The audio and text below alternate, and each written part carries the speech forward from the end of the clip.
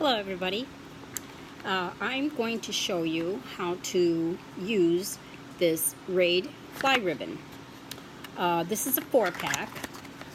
It is not expensive. So you just want to go ahead and take one of these out. Looks like this. And at the top you're going to see a thumbtack. Remove the thumbtack because you're going to use this later.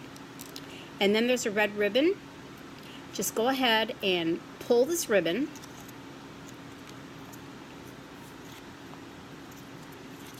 Pull this ribbon all the way out. And this thing is really super sticky. This is what's going to trap your flies. And that is all you have to do. So, I mean, it's really long too. And you're going to hang it with this red ribbon, plastic ribbon, with the thumbtack. And it's going to catch your flies. You can get this 4-pack, I believe, for about $1 at the dollar store. Okay, that's how you do it.